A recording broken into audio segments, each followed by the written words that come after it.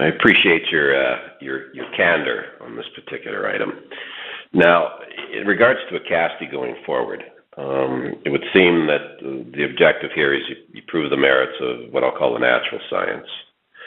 And based on the interest in this whole area, would you expect that once the phase 2 is completed, that based on the results that are expected being returned, that at that point there will be suitors out there that would be looking with great interest at potentially acquiring Acasti, or would that be too early?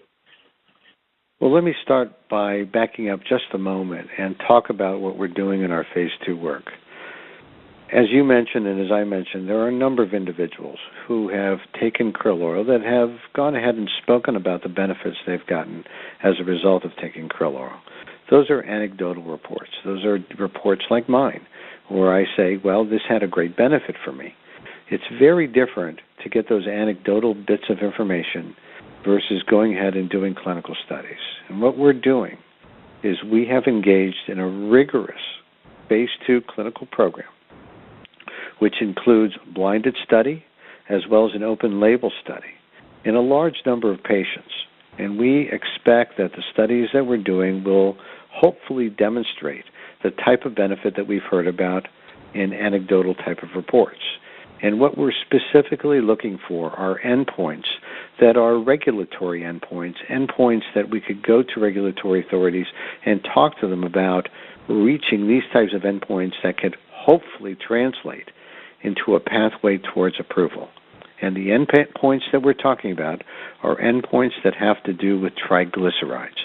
And in fact, omega-3s have been approved, like Lovaza, the first one that was approved, have been approved specifically in the area of lowering triglycerides.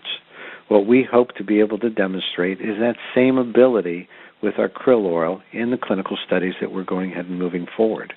In addition to that, we hope we can differentiate the krill oil from the fish oil omega-3s.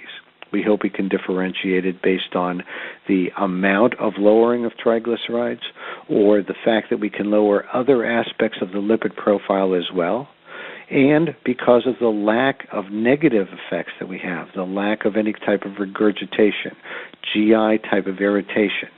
And importantly, we also believe that our drug will be able to be absorbed so much more readily that it will give greater flexibility to the doctor to modify the dose that an individual is getting if they haven't achieved the optimization on the krill oil dose that we believe will be the standard dose that we'll be using in individuals.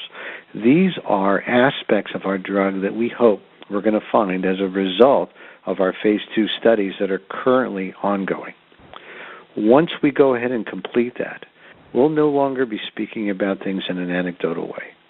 We'll be able to talk about things in a very dynamic, specific way of saying that our drug does A, B, C, and D, and we have the clear proof of what it does.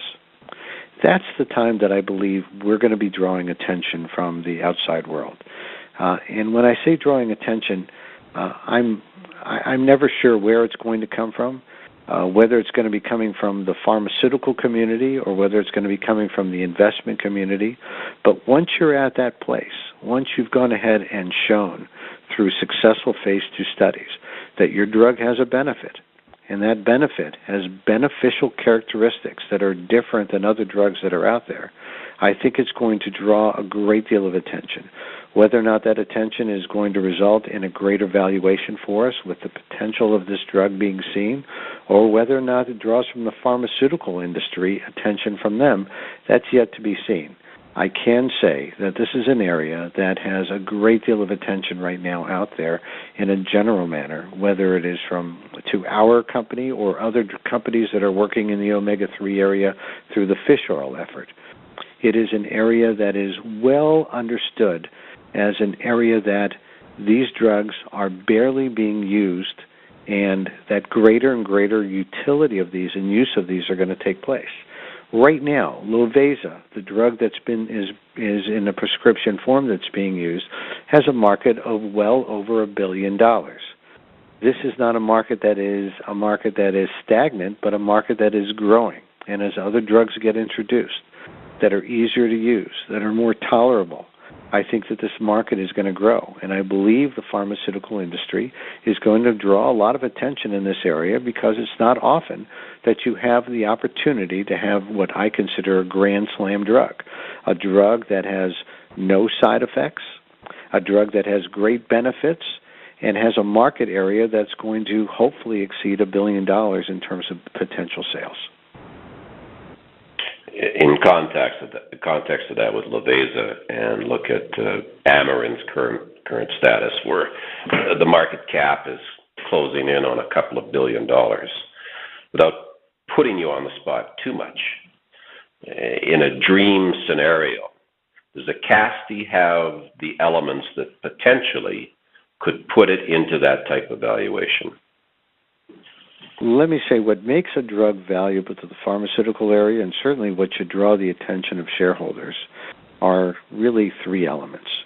Element number one is back to a drug having efficacy in an area that's defined. And my hope and expectation is that we're going to be able to define the value of Capri, our krill oil that we believe will be the prescription form. I believe we're going to be able to show that utility in a very significant manner in individuals with hypertriglyceridemia. So that's number one. Element number two is safety. Whether it's the FDA or any regulatory body around the world, one of the key things that they focus in on is the safety of a drug. And to date, I can tell you that I have not heard from any individual or any source about any kind of safety concerns regarding the use of krill oil in any form, whether it's the nutraceutical or certainly any reports that we've had in the clinical studies that are ongoing. And last and importantly, it's the intellectual property. And what we have is a very strong intellectual property estate of patents that we believe are going to become increasingly strengthened over the course of time, that include composition of matter patents, they include use patents, and they include process patents. And these are not patents that are going to be short-lived.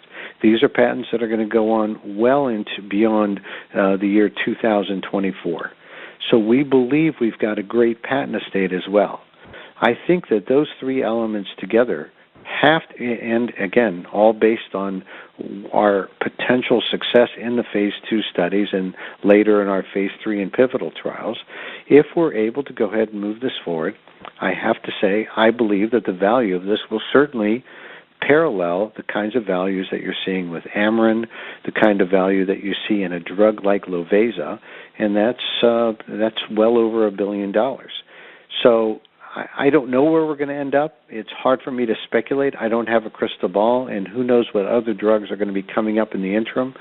But the way I look at things is that this drug has well over $1 billion of potential, and I believe that potential will be realized in a relatively finite period of time, along with an intellectual property base which is really unparalleled in the area of omega-3s, and certainly nothing like it in the area of krill oil. We have no hindrance in our ability to go forward, and we really go ahead and keep any other groups from coming into this area if our patents are able to hold true over the course of time. So I think that we're going to have a great deal of value, whether we're purchased by an outside group or whether we continue to go ahead and move this forward on our own. I think that this is going to be an extremely valuable franchise, and that Acasti's value is only going to continue to grow. And right now, I know that we have a value of somewhere around, I guess, $90 to $100 million. I consider that the same as saying that we have no value right now, because I think the value that's going to be recognized as we go forward will be based on a drug that will have a market potential of over $1 billion. Dr. Waksal, very much appreciate your time today and the clarification you've provided on a number of issues, and again, for your candor on some of the personal items that you've dealt with and what brought you to this point. Again, thank you, and we'll be speaking with you again in the future. My pleasure.